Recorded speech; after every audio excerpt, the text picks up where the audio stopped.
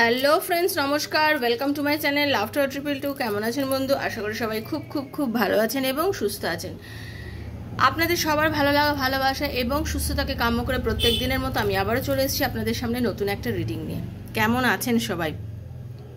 ঈশ্বরের আশীর্বাদে, ওপরওয়ালার দয়ায় আমি মনে করি সবাই ভালো আছেন। আজকে হয়তো মনে হচ্ছে খুব একটা ভালো নেই, বা আজকে মনে হচ্ছে পরিস্থিতি আমার তরফে নয়, আমার এগেনস্টে চলে গেছে, বাট সেটা কিন্তু নয়। আপনার ভালোর জন্যই ঘটছে। যেটা আজকে ঘটছে, যেটা আপনার সাথে ঘটছে, সেটা আপনার ভালোর জন্য ঘটছে, কিন্তু আমরা সাধারণ মানুষরা সেটা বুঝে উঠতে পারি না। কারণ আমাদের বোধগম্যতাটা কিন্তু অত তাড়াতাড়ি আসে না, কারণ আমরা মানুষ। সেজন্য অকারণে কাঁদবেন না, বিশেষ একটা কান্নাকাটি করে নিজের এনার্জিটা লস করবেন না। চেষ্টা করবেন নিজেকে পজিটিভ রাখতে। এবার অনেকে বলবে আমি কাঁদি না, আমি ভীষণ স্ট্রং। ইয়েস, আপনি ভীষণ স্ট্রং, সেটাই থাকুন বন্ধু, সেটাই চাই একদম। আপনার লক্ষ্যটাকে আপনাকে বুঝতে হবে যে আমার লক্ষ্য কি, আমার লক্ষ্যে আমাকে পৌঁছতে হবে। আপনাকে নিয়ে সমালোচনা করার লোকের অভাব হবে না, আপনাকে নিয়ে সমালোচনা করার লোকের অভাব হবে না। আপনাকে সমালোচনা করতে দিন। জেনে রাখবেন, তারই সমালোচনা হয় যার একটা নিজের পজিশন আছে। যার নিজের পজিশন আছে তাকে নিয়েই লোকে সমালোচনা করে। যার কোনো পজিশন নেই সমাজে, যার কোনো অস্তিত্ব নেই, যার কোনো জায়গা নেই, তাকে নিয়ে কেউ কি সমালোচনা করে? কেউ তাকে নিয়ে সমালোচনা করে না।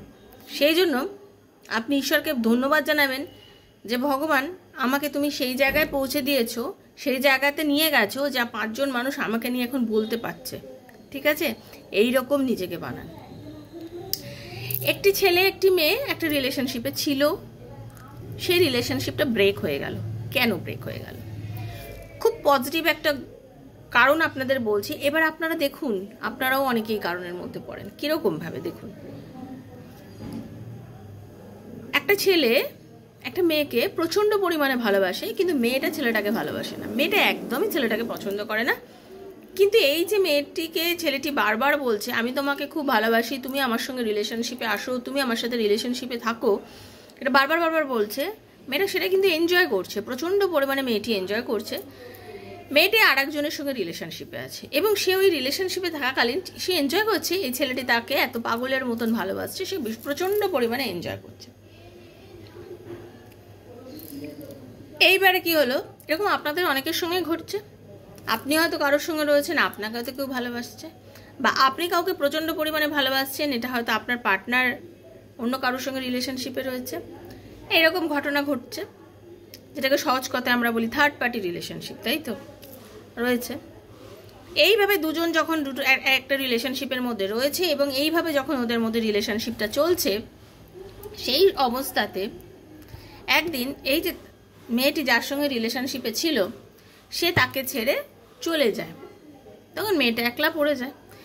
এবার মেয়েটা যখন একলা পড়ে গেল, মেয়েটা প্রচণ্ড কষ্ট হলো, আরে আমি তো এখন একলা হয়ে গেলাম। এবার যখন সে একলা হয়ে গেল তখন সে কি করলো, সে একলা হয়ে যাওয়ার পরে সে তখন ব্যাক টু দ্য প্যাভিলিয়ন সেই ছেলেটির কাছে ফিরে গেল। আর এই ছেলেটি দীর্ঘ 5 বছর ধরে এই মেয়েটার জন্য অপেক্ষা করে রয়েছে। দীর্ঘ 5 বছর ধরে তাকে তার বন্ধু, তার বাড়ির লোক অনেক বলেছে তুই এই মেয়েটার সঙ্গে কেন রিলেশনশিপে আছিস, তুই কেন এর জন্য এত পাগল হয়েছিস, তুই নিজেকে তৈরি কর, তোর তো অনেক অনেক অনেক কিছু করতে পারিস, তুই লাইফে অন্য কারোর সঙ্গে রিলেশনশিপে যেতে পারিস। কিন্তু সে কারোর কথা শোনেনি। সে কার কথা শুনেছে? সে শুধুমাত্র নিজের মনের কথা শুনেছে। সে ভেবেছে আমি এর জন্য ওয়েট করে থাকবো, আমার ভালোবাসার জয় একদিন অবশ্যই হবে এবং আমি এর জন্য আমার লাইফটাকে ডেডিকেট করে দিয়েছি। লাইফ পুরো আমার এর জন্য তৈরি করা। ঠিক আছে, এইবারে এই ছেলেটা এত বছর ধরে ওয়েট করতে করতে করতে করতে করতে যখন জানলো যে ওই মেয়েটির সঙ্গে তার বয়ফ্রেন্ডের রিলেশন নেই, আর বর্তমানে মেয়েটি সিঙ্গেল হয়ে গেছে, ছেলেটাও মনে মনে খুব আনন্দ পেয়ে গেল যে চলো আমি খুব খুশি, মেয়েটা তো এবার আমার সাথে চলে আসবে, আমার সাথে রিলেশনে আসবে। তাই তো মেয়েটাও ভাবলো যে এই আমার পাক্কা আশিক, এই আমাকে এত বছর ধরে এখন ভালোবাসি, এই তো কোনোদিন আমাকে ছাড়েনি, তো কত কঠিন পরিস্থিতি, আমি তো কত ওকে দুচ্ছাই করেছি, কতবার বলেছি চলে যাও আমার লাইফ থেকে, করো সে করো, অনেক করেছি, এত কিছু পরেও কিন্তু ছেলেটা আমার সাথে রিলেশনশিপে রয়েছে। তার মানে এই ছেলেটাই আমার লাইফের সেই মানুষ যে কিনা সারাটা জীবন আমার সঙ্গে থাকবে।